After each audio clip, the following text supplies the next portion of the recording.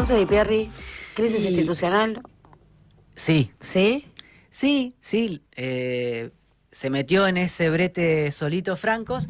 La crisis institucional arranca, voy a concederle de nuevo la parte suya, arranca también porque hay un descontento de los principales actores de la economía y empezaron a explorar alternativas políticas por si acaso lo de Milei no les rinde como les venía rindiendo.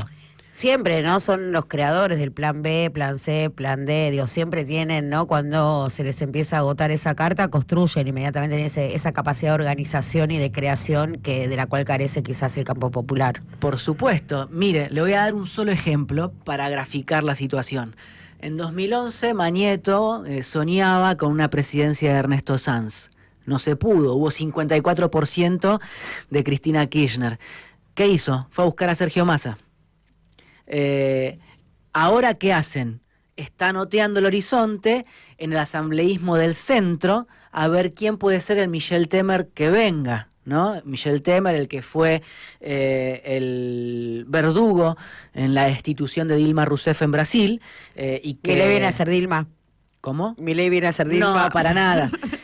Para nada, no, de ninguna forma. Dilma Milei, me encanta Dilma Milei. Si algún día vuelvo a tener hijos, ¿no?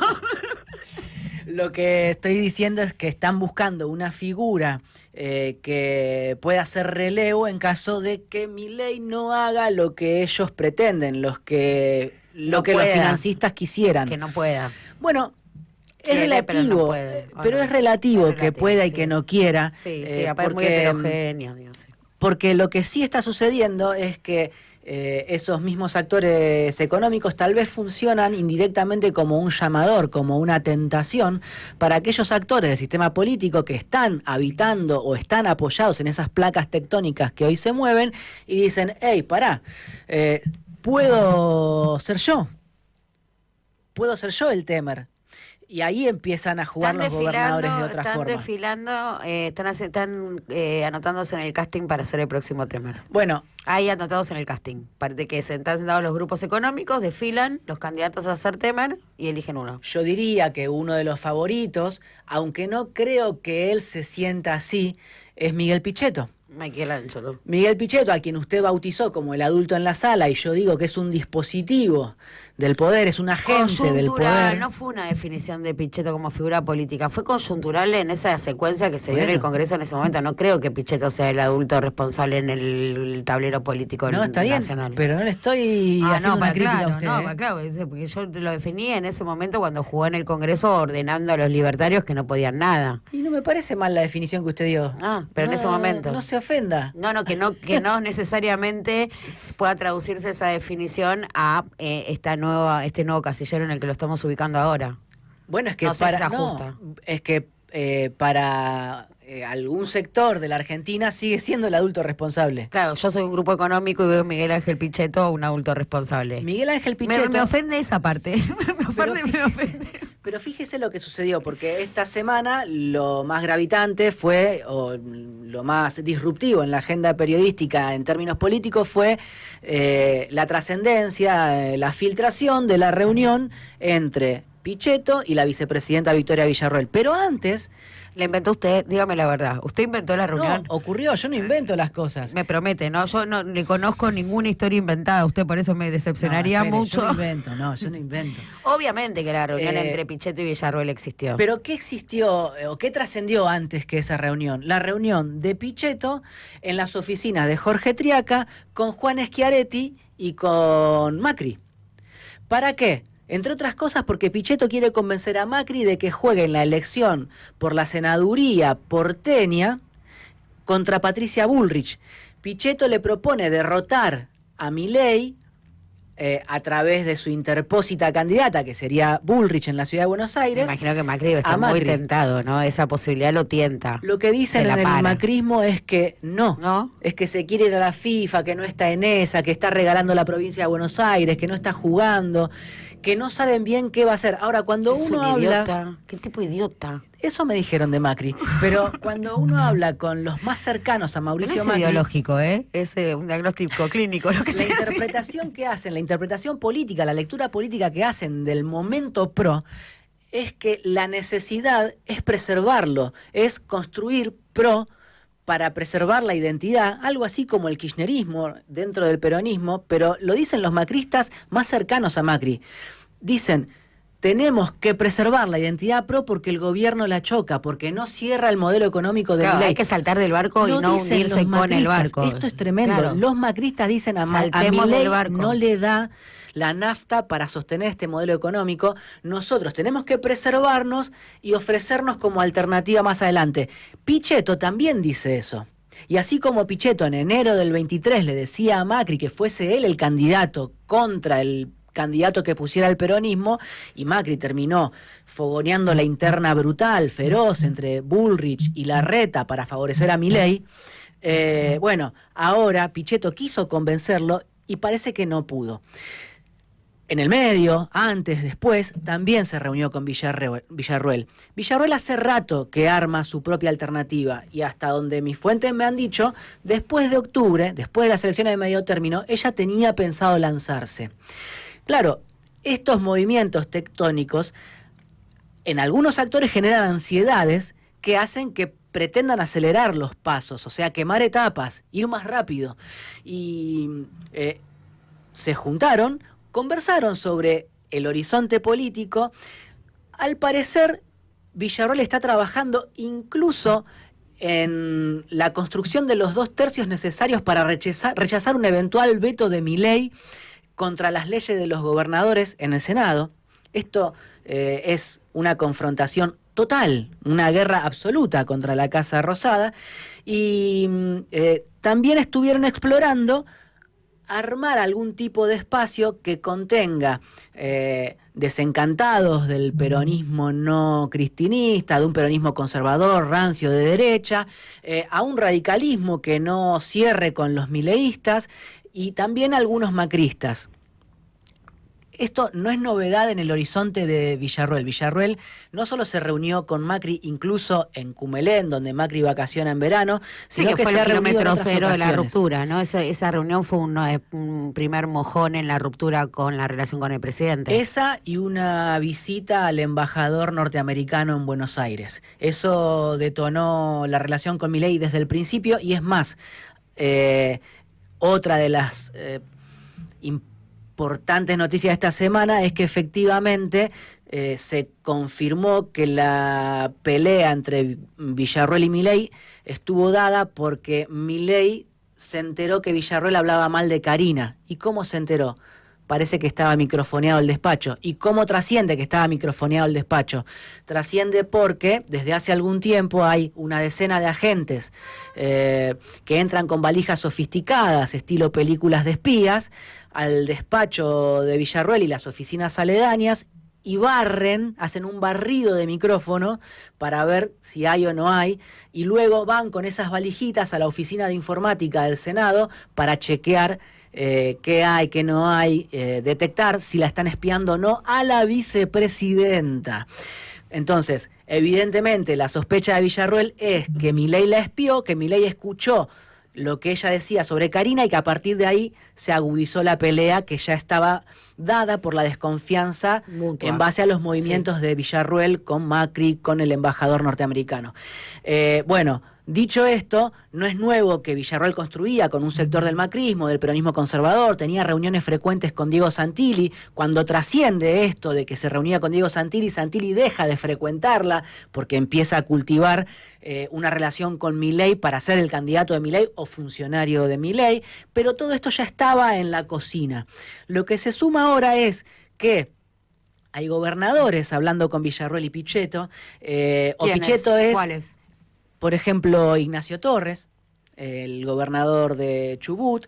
Dicen que Pichetto no se lleva muy bien, pero que ve con muy buenos ojos a Martín Yarlora, y que Pichetto bendice también la figura de Maximiliano Puyaro, pero la descartan porque Puyaro pretende otro mandato más como gobernador de Santa Fe antes de saltar a la esfera nacional. Entonces, esos tres gobernadores... Ahora sí está ahí, ¿no? Preparado que sea octubre para nacionalizarse. Bueno, Yarlora juega en tándem Quiere con ser Juan... presidente. Sí, pero juega en tándem, hay que ver, juega en tándem con Juan Schiaretti. Y Schiaretti teje con Facundo Manes en provincia de Buenos Aires, con Puyaro en Santa Fe...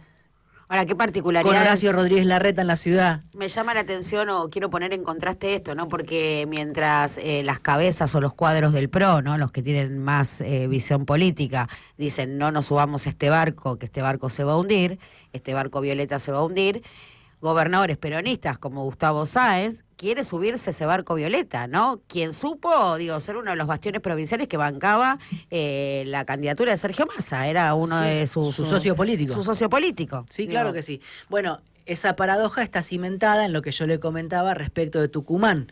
En Tucumán, la sociedad, así como se decía que Córdoba era macrista y podía ser tan macrista como mileísta, en Tucumán hay una porción importante de la población que banca al gobierno de Milei pese a la malaria, y por eso hacen cálculos los jaldistas y los mansuristas para unirse pese a que se aborrecen o compiten todo el tiempo y se perrean hasta el último rinconcito de poder que hay en la provincia. No, si hay un lugar donde se siente el odio en la relación Mansur-Jaldo, claro. Se odian profundamente. Sí. Así todo tienen que ir a una lista de unidad.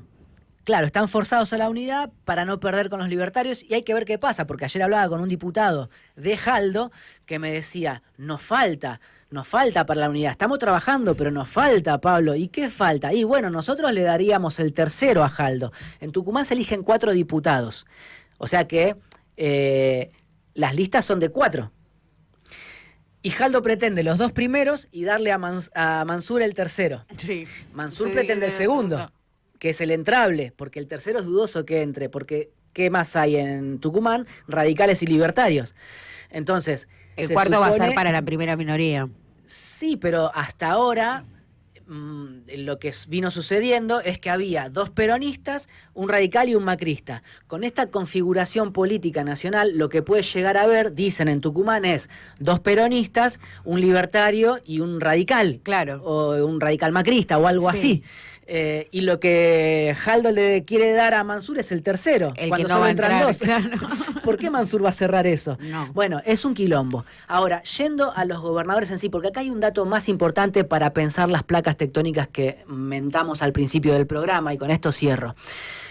Hay gobernadores que están puteando a Cristian Ritondo porque entienden que el cierre del PRO Provincia de Buenos Aires con los libertarios es un negocio exclusivamente de él y de Santilli. Un poco sí. Sí, claro que lo es. Porque ellos lo que quieren es ir al gabinete, ¿no? Están haciendo todo esto para formar parte de este gabinete, ¿o sí, no? Por supuesto. Se habla de que si Patricia Bullrich es candidata a senadora, Ritondo es número puesto para escalar hasta el Ministerio de Seguridad. Se dice algo parecido respecto de Guillermo Montenegro, intendente de General Pueyrredón, que puede encabezar la quinta sección electoral en representación de los libertarios, pero que en definitiva va a escalar hacia arriba. Se especula mucho sobre eso, pero que es un negocio de Ritondo, Santilli y compañía, y los gobernadores dicen, los gobernadores estilo Puyaro, Frigerio, Nacho Torres, dicen, ustedes están haciendo un negocio en Provincia de Buenos Aires que no nos convidan a nosotros, no tiene nada que ver con nuestra agenda en las provincias. Entonces empiezan a armar algún tipo de entente de lo que fue Juntos por el Cambio a nivel de las gobernaciones, que va a repercutir muy probablemente, si esto se mantiene así, en la defensa de los vetos eventuales de Javier Milei. ¿Por qué? Porque esos gobernadores tienen legisladores dentro del PRO en la Cámara de Diputados. Son legisladores que cuando se votó el 4 de junio pasado el aumento jubilatorio, no fueron. Se ausentaron, se abstuvieron e incluso alguno votó a favor. De modo tal que hay que ver qué pasa ahí. Si el macrismo puede ofrecer tanto como Ritondo promete en Provincia de Buenos Aires y en el Congreso, claro, y si malestar Milei de los está dispuesto gobernadores a comprar eso que ofrece Ritondo y que no se sabe si es tal. Ese malestar que o esta nueva configuración de los gobernadores heridos por la resolución del acuerdo de la Provincia de Buenos Aires le termina empiojando ese acuerdo de la Provincia de Buenos Aires. Tanto que hay por lo menos 2 intendentes que ya están armando por fuera del acuerdo Ritondo-Carina pareja. Se trata de los hermanos Pasaglia en San Nicolás y el intendente de Pergamino, Javier Martínez, ayer, ¿no? Se sumó ayer. Claro, que están diciendo, nosotros vamos con lista propia. Vio que al final los problemas no solo los tenía el peronismo para armar las listas en provincia de Buenos Aires. No, me quedo pensando cuáles son los grupos económicos que están detrás de estos hilos y algo de esto trasluce, ¿no? Los dos principales diarios del país, Clarín y La Nación, cuando uno va viendo el recorrido de los distintos editoriales que empezaron a salir esta semana, justamente en estas construcciones de alternativas, en tanto y en cuanto la figurita Milei ya no les sea tan funcional. Le digo más, Clarín y La Nación están acicateando a full el caso Escaturice. Es un ejemplo de eso. Y no es solamente un vuelto entre Karina y Caputo y eso que Santiago. que se están disputando dentro del Triángulo de Hierro, sino que también son los intereses de estos dos grupos económicos con vocería mediática para incidir en el tablero político. Alguien me decía ayer, ahora cobra sentido el apriete de Saguier y Manieto a la Corte Suprema para ratificar el fallo contra Cristina y dejarla fuera de la cancha. ¿Por qué? Porque si efectivamente el centro promueve su asamblea legislativa, no lo capitaliza el kirchnerismo. Exactamente, y ahí está la construcción de esa alternativa. Pero ya que mencionamos Escaturice, los carpetazos, Karina Santiago, hay que nombrar también, digo, cómo se lee en la clave intereses de los grupos mediáticos, la información que da a conocer ayer Manu Jove, que Manu Jove, hay que decirlo, es una especie de vocero, replica directamente la voz de Santiago Caputo, donde le vuela por la cabeza el contrato a Martín Menem, este contrato con Tech Security, ¿es la empresa? ¿Se llama así? La empresa es así, es una empresa que era de Martín Menem y sus hermanos, cuando asume como diputado, transfiere sus acciones a uno de sus hermanos para no quedar pegado porque había conflicto de intereses, pero esa empresa, Tech Security, gana licitaciones sobre empresas del Estado. Por ejemplo, la que trascendió en los últimos días es para seguridad del Banco Nación. Banco Nación, cuyo presidente, si bien es un presidente testimonial, que es Daniel Tilar, muy vinculado al schiarettismo, con lo cual, digo, va a caer en cualquier momento, está totalmente vaciado de poder. Tilar, el vicepresidente es Darío Wasserman, esposo de Pilar Martínez, el alter ego de Karina. Pilar Ramírez. Pilar Ramírez, ¿qué dije? Martínez. Pilar Ramírez, el alter ego de Karina en la ciudad de Buenos Aires. Estos son los carpetazos cruzados, Karina, Santiago, y hay que ver si esto no recrudece, ¿no? Digo, esa interna puede ser una interna que también, ¿no?, le agregue un componente a esta crisis institucional, factor gobernadores, factor provincia de Buenos Aires, grupos económicos, la alternativa y bla. Hay que ver dónde se apoya Caputo para zafar de la pinza mileísta. Mirá cómo vino Barra. Vení, Barra. Emponchado. Vení, ¿no puedes venir? ¿No nos das un besito? ¿Querés que se quede Pierri?